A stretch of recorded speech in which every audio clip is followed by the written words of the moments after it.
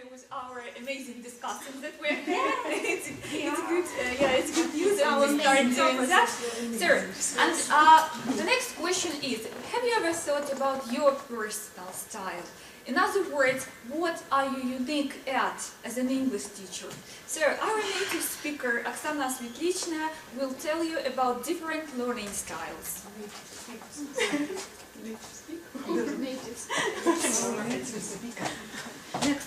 Okay, so, well, probably it's not my personal, my idea. I think that what I'm going to tell about is well known to most of us. So,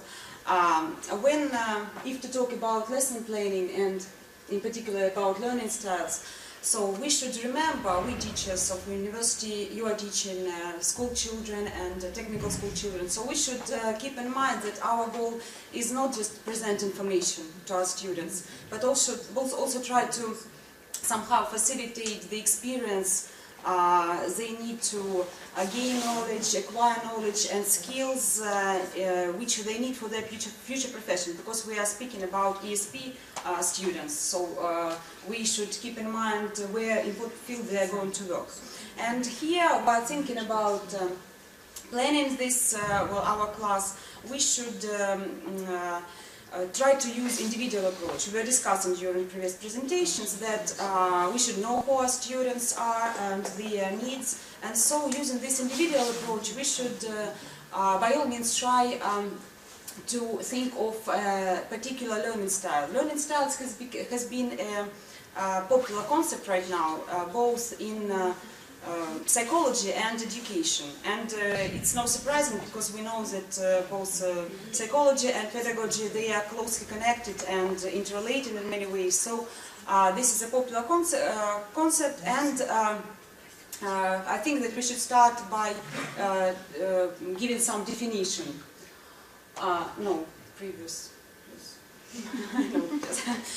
We should start from giving some definition of learning style. There is some definition by Professor Rita Dunn. She quotes that learning style is the way in which each individual learner begins to concentrate, process, absorb and retain new information. Well, but this is somehow a scientific definition, but in simple words, what is a learning style? What do you think? Just to put it in 3 words. How we learn best, right? So the way each our student learns best of all. So what should we do for this particular student, pupil to gain this, to acquire this material? So this is what learning style is. Then there are also various ways of categorizing these learning styles. I think that all of us know about this famous model presented by Carl Jung. He is a psychologist, analytical psychologist, and he developed a learning style theory which is based on psychological types of people, and it was designed to categorize people in terms of various personality patterns. And I think all of us know extrovert and introvert style. Because being students back at school when we were studying, we were at least once taking such a test, right? Whether we are extroverts or introverts. So what are the main features of extroverts and introverts? Who can? I think, well, just two couple of words. Yes, an introvert, first of all. So what kind of person is it? Introvert. He's inside. Yes, he works. Yes, he's best. For him, it is best of all to work by himself in some silent room, and in this way he will reach the best result, right?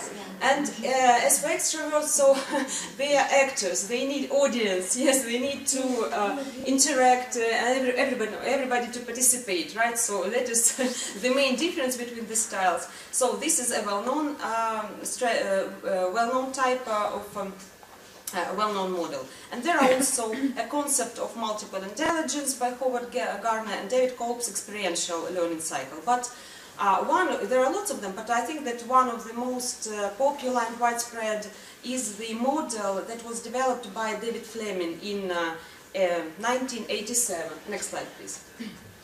So this is a VARK model developed by Neil Fleming. So VARK stands for visual, auditory, read and write, and kinesthetic learning styles. So I think even now we can guess, right? Using the pictures, of course. This slide is made for visual learning, visual type. So visual, V stands for visual. So it's a person who learns best through seeing and watching and examining. Then auditory, the person, the student who learns best when hearing and listening. Read and write. As also clear, it's for these students. It's best of all to sit down to sit down with some text, so to learn through letters, through words. And the last one, kinesthetic. So this word a bit of maybe some difficult not only to pronounce, right, but to understand. The origin, it has a Greek origin. Kina, it is to move, and aesthetic is sense. So this person, while learning, he needs to use all his senses. So moving and talking and interacting, so it's difficult for such a person to sit just in one place. Okay, the next slide, please. So what we should do right now is try to give characteristics of each of these types, because when we are coming to our class, we should keep in mind, yes, what kind of learners do we have? Are more of them visual type or auditory or mixed, because it's the usual way they're mixed. We all have a mixture of this. We are using a mixture of these styles, but I have read somewhere that 60% are visuals. Well, as for me, I'm visual, yes, so, no, not 100, but, and I think that, well, what about you? Who do you think you are? I mean, in the context of learning style. I think the most of us are visual learners. Visual learners. It's the simplest way to get information. And I think that we are having this teaching experience. We can say that our students have. What is the most difficult task for our students? Audio, yes, audio, yes. This listening comprehension, right? Yes. So when they either listen, or no, not either, but listen to the text, either on a tape recorder or on a computer, or even when we read this text, and then they panic. They have panic in their eyes, because it's difficult to get this information just while only hearing it. But when we somehow try to facilitate this experience for them, we can put it on the board, right? The script, as it's called. So then it comes better. So, and now let's try to characterize somehow. So, of course, when you're coming to a class, you can do it in a scientific way. So, you can bring a test.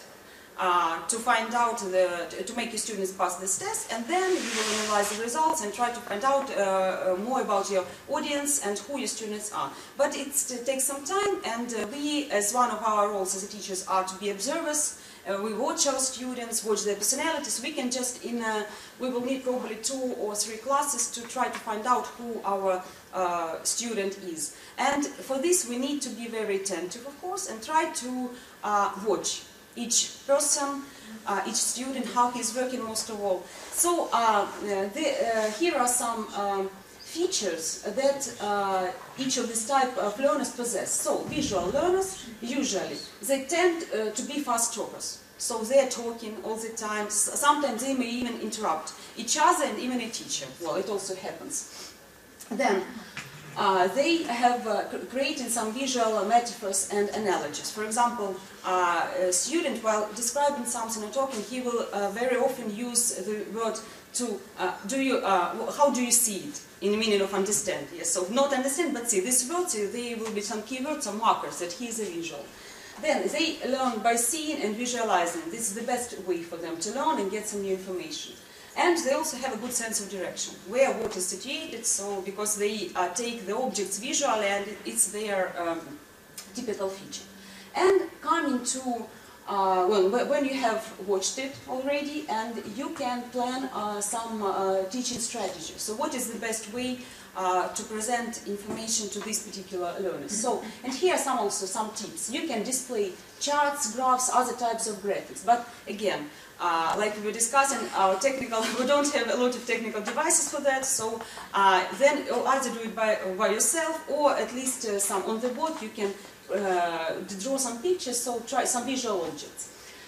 Make use of dry erase boards. As usual, we have simple boards in schools and even here in the university. And if we are lucky, use a smartboard. But, well, for example, some schools, I know that have smartboards, but of course it's not enough for all of us. But hopefully the situation is better and we'll have enough of them. Then encourage your students to take notes, because if you don't have a chance to use some visual aids, you can ask the student to make some notes, and he will have this visual object in front of him. So it's also a way out somehow. Then use a highlighter. So somehow the important information they should know and acquire, you can draw it on capital letters, somehow draw attention to this particular information. And also make lists to organize students' thoughts. Again, while talking about some or discussing some topic, they can make notes, organize their thoughts, and then read aloud. So this is also a good way for them. Okay, thank you. Next slide, please. So now let's turn to auditory learners. Probably there are not a lot of such learners, but still, we should try take into account that we are going to have at least one or two of them.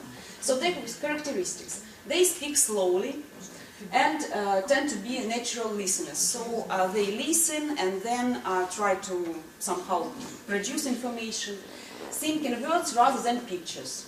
He will be able, such a pupil, he will be able to describe, to draw you a picture without seeing and looking at it. Then, they prefer to have things explained verbally, rather than to read written information. For example, if they're going to see some definition, it would be more difficult for them to understand if they hear. But, well, for me, being a visual, it's nonsense, because it's always better to see what is written, but there are still a lot of audios among our students. And they learn by listening and verbalizing. So when they hear someone saying and when they produce, again, when he's talking about this matter himself, he learns best of all. And the teaching strategy to use with auditory learners. So teachers should provide, at least try to provide, areas for small group learning. For example, if you organize several these auditory type students, they can sit separately and discuss some topic, and while hearing and listening, they will gain the information, gain this particular idea you want them to learn. Then, places for individual study. Well, at least try, yes, to find some places where they can read aloud to themselves, because it's also one of the ways when a person needs to memorize something. The audio type would read it aloud to himself, and while hearing, he will remember.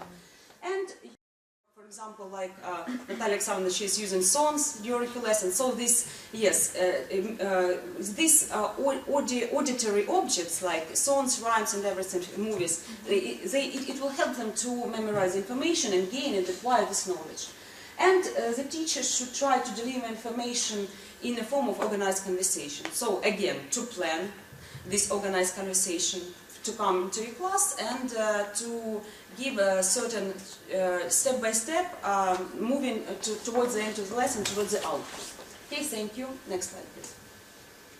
Reading and writing learners. Well, there are also such pupils in class and students and such personalities. Their characteristics. They prefer information to be displayed in writing, such as lists of ideas. So they take, it's not a problem for them to take a book or to take some leaflet and to read and analyze, so it's not a problem for them.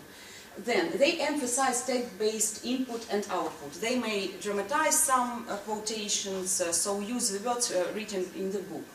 They enjoy reading and writing in all forms, so that can be questionnaires and, well, all kinds of lists, maybe diagrams even, so it's, they feel comfortable doing that. And they do well when making notes rather than during a lecture. So while you are trying to give them information orally, they will have a problem. But once you have a written script, they will read it and they will remember. And the teaching strategy. So writing out keywords in a list form. You can hand it out or put in the board. Provide for writing out in their own words the ideas and principles that were taught. So first you give them information and then you ask them to give an output, a written output. Because this way it will be easier for them to put down the ideas, the list of ideas, and then hand them to you, and you will see whether they acquire this information or you should repeat it once again. Then organizing diagrams, graphs, and other visual depictions of into statements. So you can give them a diagram and they will put it into words. It will also be a useful task for such learners. And reading and writing learners, they well, are keen on this. They like multiple choice tests very much. But I think that most of our students, right, it's easier for them to use multiple choice tests. Why do you think it's easier? They also like pictures. Yes. And they have to take a picture. Yes, we have to take it, yes. Yes, I'm keeping in mind this grown-up students, yes, but children, they like to make these doodles or put in some different, yes, they like these visual objects. And while multiple choice tests, they can see, being reading and writing, they may guess what the right answer is, because this person being a good reader, he once probably has come across such information, and he will choose the correct answer. Okay, thank you. Next slide, please. Kinesthetic learners. So this probably, speaking of kinesthetic, we can probably put all children there. These little children and even first to second, third grade, they have a short attention span, and it's difficult for them to sit in one place because they need to move somehow, they need to touch someone, to have some kind of interaction, even physical interaction. And this way they will learn best of all. And the characteristics, so learn through moving, doing, and touching. So these are the keywords. So they need to touch someone, to give this object to some piece of paper, or to touch your partner. So, and with some word and keyword, remember it. Then they tend to be the slowest talkers of all. So they need some time. So we can guess that being so active, there is such a mess in their head. So it's difficult for them to put their ideas in words. So probably, yes, that's why they speak slowly. Then they use all their senses to engage in learning, yes, like I mentioned. And hearing, listening, touching, moving, so everything, all these six senses we usually have, each human being. They learn by solving real-life problems. So it should be close to life. Either if you have some task, you can bring some object for them to touch it, and it will be easier, maybe to arrange some tables in a right order, so something like that. And they also learn through trial and error, right? So they try something and then try to find out whether the result is good or not. And they come into teaching strategies. I will just name them. So for these students, for this type of students, a mobile seating arrangement should be provided somehow. So he can sit here and then stand up and move somewhere there, so you shouldn't have some interrupt him, because it's his nature. So it's the best way for him to learn, for this person. Then provide case studies, so close to life situations, encouraging project-based learning, and adding real-life examples, and role-play homework. I think this would be the best homework for them, to dramatize dialogues in having these partners, and even in costumes. Well, maybe, why not? Okay, thank you very much. Next slide, please. Well, but speaking about these styles, visual, read and write, auditory, kinesthetic, well, I would like to give such, I think that it's very up-to-date and very important quotation by Mel Zilberman. He is the director of Active Training School, and he developed the Active Training Credo. So, look please, what I hear, I forget. What I hear and see, I remember a little. What I hear, see, ask questions about, or discuss with someone else, I begin to understand, just begin to understand. What I hear, see, discuss and do, I acquire knowledge and skill. But what I teach to another, I master.